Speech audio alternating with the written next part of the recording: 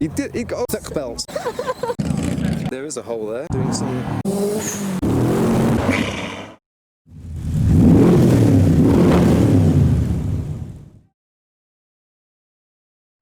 Hi, I'm Adam C and welcome to what I call is my studio, but is in truth actually my bedroom.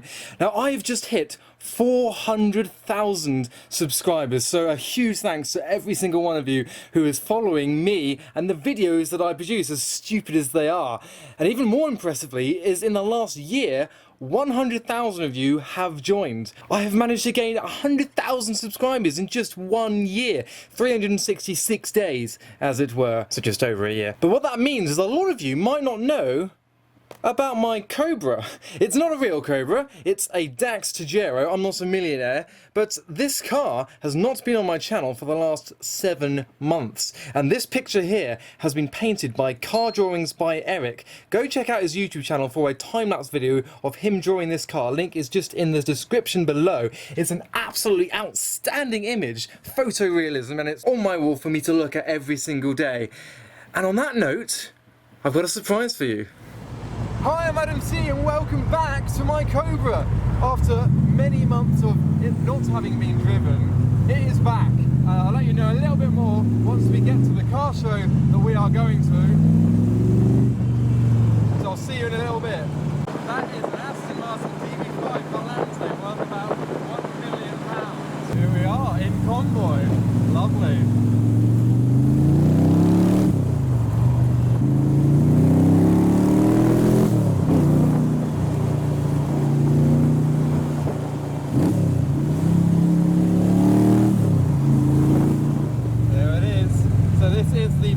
Swan classic car meet, and I reckon we're going to be put into the overflow car park, even though we are with an Aston Martin DB5 Volante. Morning. That's what I call a sports car. Thank you. In the field? Lovely. Thank you.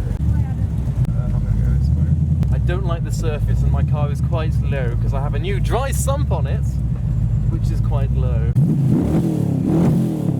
So here we are parked up at the Black Swan right at the back because we are about half an hour late. This is the largest I've ever seen. Everyone is loving getting back into car meets. So the Cobra has returned. As I mentioned, it's got a dry sump, not meant to be an upgrade. It's just my tin sump was leaking, so I upgraded to a dry sump. I'm not going to be doing track days necessarily. I fixed the speedo, which wasn't working, and I didn't want to drive it whilst the speedo wasn't working because the mileage wasn't clocking over, and that's why it's taken since December to get it back on the channel. So that's now working as well. So here it is back at the Black Swan with loads of other classic cars, and we're going to have a little look around. Where do we start? I don't know, where do we start? So as things are still arriving, we're going to head to the front and work our way back to where I am parked right at the back. There are modified cars here, classic cars, and general public as well. So there's going to be a lot of variety today.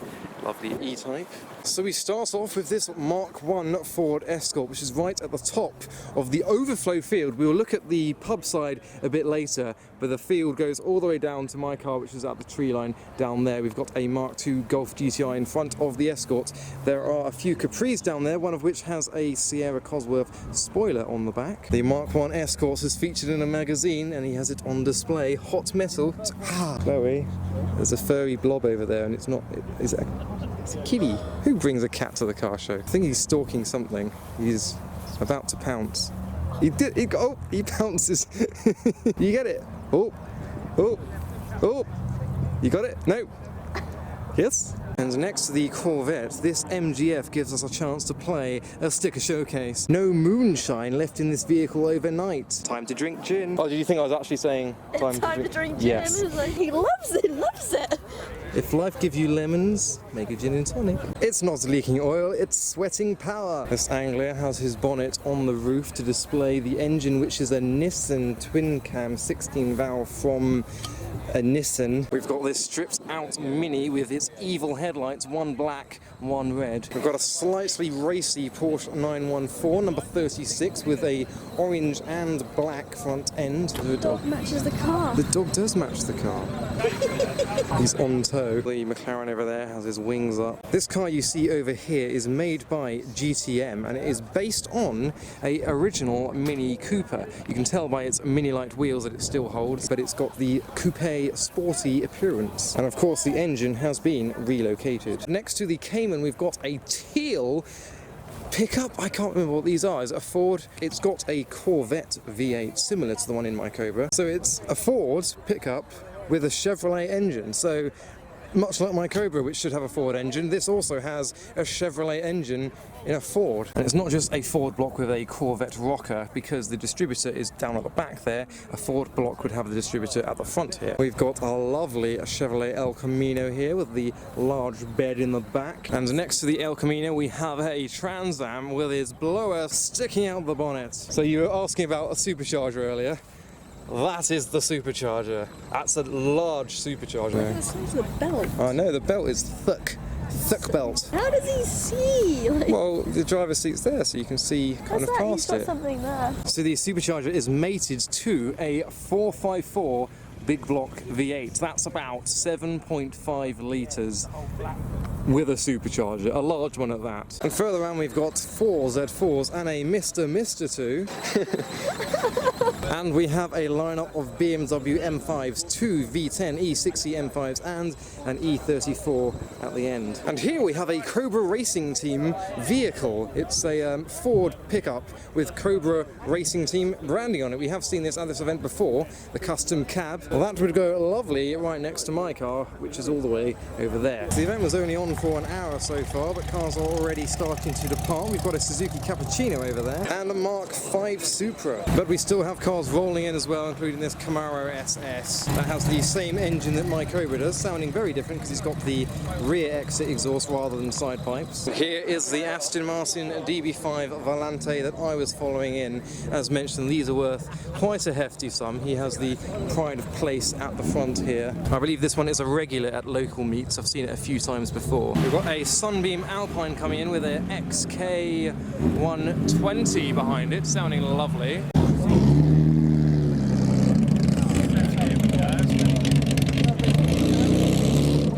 Something we're seeing more and more recently is modified cars taking over the classic car scene. We've got this S14 with his purple engine bay on display. Steering wheel is off, rear seats are out, roll cage is in. You don't often see a Silvia next to a Triumph Herald. Oh, built not bought. There you go, some similarities. And more modified cars, we've got a Subaru and a Nissan 350Z. Mine might have managed to get in here if I had brought it. This one's got the front splitter, a bit of camber, quite a lot of lows, probably on air, and a fancy pattern in its seats. Take a look at that. It's like a pink cow print. And 2 vintage MX-5s, the Lotus Elan, on which the MX-5 was based. The Lotus Evora has a large carbon spoiler on the back, a intricately styled Type R with a bonnet bra. Oh look, you thought there'd be a video without a chaser, but no, we have a chaser at a classic car meet. Why is this happening? Do they just follow me at every meet I go to? And behind the Union Jack Mini, we've got 2 mini minis, shortened wheelbases as if they weren't mini enough. So they are, of course, very custom jobs. This one has the original sill height, so you have to climb over to get in, whereas this one has cutaways to aid the manoeuvring of your legs. The gear stick is right in front of the seats. There's of course no rear seats, there's a hole. There is a hole there. Behind the mini minis we've got some big block Volvos. When I say big block I don't mean the engine, I'm saying they are just big blocks. This one's got spotlights on it, this one's got some wide rear arch venti things, and he has rolled the front arches to match. Citroën has its printed out articles from back in day. Look at the indicators all reflected on the roof as they flow from the design to the rear on top. We've got gold badges, DS21 injection electronique. I'm guessing that's electronic ignition. I do French. His wheels are turned for the photo shoots, looking glamorous as ever with its hydro-pneumatic self-leveling suspension. We've got a few more modified cars. We've got a Glanza with a Sapphire Cosworth in front of it and a classic Nissan 300ZX. Next to the 3-litre Rover there's a Toyota Mr. 2 with a body kit and a Caterham Superlight. Caterham has the thinnest carbon bucket seats I've ever seen and a heat-affected exhaust. Elegant off-white interior on the Alfa Romeo 2000 with a model of itself in 1/43rd scale on the dashboard. And here we have a Citroën CX-25 Prestige ABS automatic with an upside-down badge. Why would that need to be upside down. I guess when this is up, it's kind of the right way up from looking down here. Prestige. Chloe, how have you not noticed the Lotus XL? I literally just noticed on this pot. John Player special livery. This is exactly what you want. Oh, the Mark 1 Escorts has and turbo. Normally these classic cars are a nice escape from the modern German bunch that I normally film, but not today. But it's alright, I'm sure we can all appreciate a AMG wagon. You may notice he hasn't got a front-facing plate, but he does, he definitely does. A 991 GT3 RS is departing, I didn't see him there. Anyway, I'm back at my car, get a drink. Lovely, more cars have turned up next to me. So at the back row of the field, we've got a Mach 1 Mustang in green, we've got some Stags and a yellow Porsche 964. An Austin Metro with a front-mounted aerial, a gorgeous Ferrari 360 in silver next to a Triumph 2000. Oh, it's not a 2000, it's a 2.5, it's a 2500. We've got a Land Rover V8. Dakar style. He's got the triple rear bumper with some fuel cans for spare fuel. V8 is present. A fairly unoriginal interior other than the dashboard, and a giant crash bar at the front. For hitting things. For hitting things. We've got a couple of Ford F100s, one higher than the other one. This one's got the cab at the back over the pickup bed, and a Mercedes actually looking quite small. Normally the modern cars look big in compared to the old ones, but no. And we've got the 3-litre CSL. This one is a local to me, so I see it quite regularly at these classic shows, and an Aston Martin DBR1, presumably a replica, would look lovely next to my Cobra. E63 AMG wagon doing some revolutions as a Corvette Stingray rolls in with its lights on display. A beautiful graphite grey 190 SL with red interior. Got an ice cream as well. We're going to head over to the main pub car park and see what's in there. Flames. Oh wow, there's actually a lot of customs that have entered recently. He knows how to polish. There's even a Ford Focus ST. Yeah, you thought there'd be a video of mine without one of these 5-cylinder sounds like a Volvo. I had a toy Citroen 2CV that looked identical to this one. Almost looks like a Bugatti Chiron in some strange way. Cars are doing launches.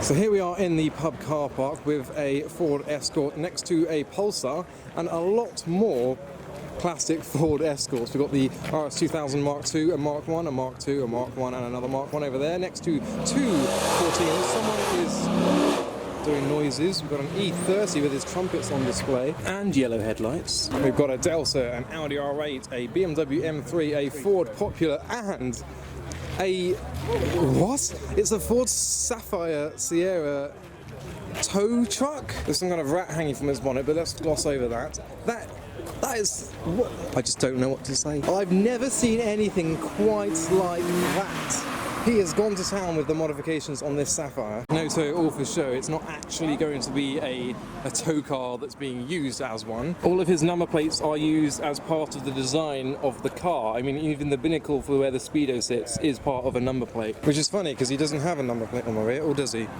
Oh, there it is, digging into the ground. I'm going to presume that this was blue in one part of its life. No need for an underpan either. One day, and there will come a day, that this will need to be towed, and that will be the most hilarious sight down the M3. And further down, people are crowding around two Japanese legends, the Honda NSX, the original with the pop-ups, and the Mark IV Supra with his large turbo being heat shielded away. You've even got a Mini Cooper in the West McLaren livery, and an Escort Cosette. Further up here towards the exit, we have the Black Swan Bubble Garden. We've got cars departing, like this Escort Cosworth.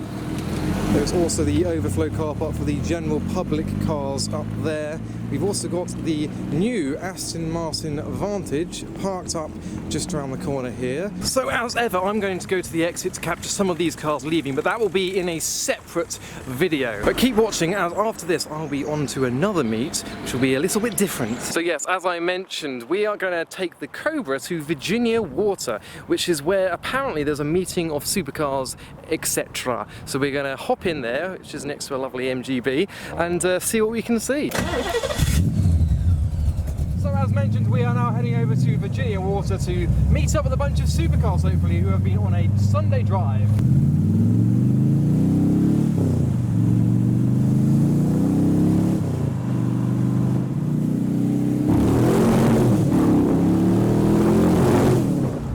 this is the car park they're supposed to be in.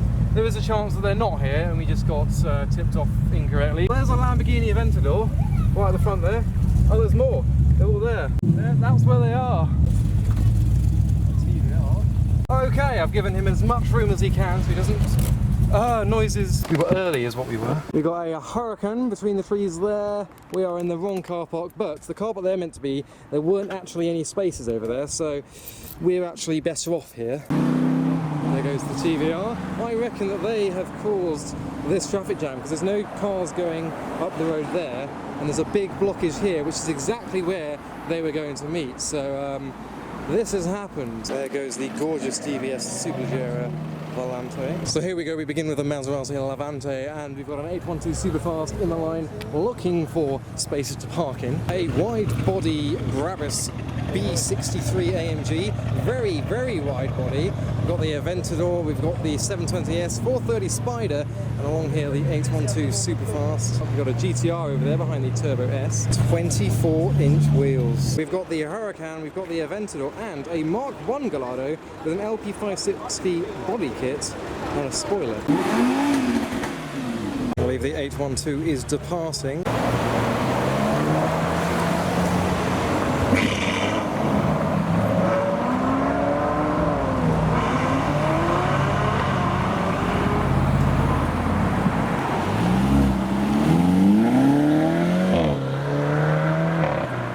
The 350Z Rosa, which looks identical to mine, same wheels and everything, just, I don't know, slightly different condition, and his roof actually works. We've got a Huracan Performante Spider at the lights ready to come in as the Aventador S is departing with the 720S. But as my battery has died on the camera, I'm going to leave you now. So I hope you enjoyed that video. That was the Black Swan Classic meet with RUK Technologies little convoy arriving at Piccolino's near Virginia Water. So follow me on Instagram for all the highlights about these meets I go to. But for now, thanks for watching.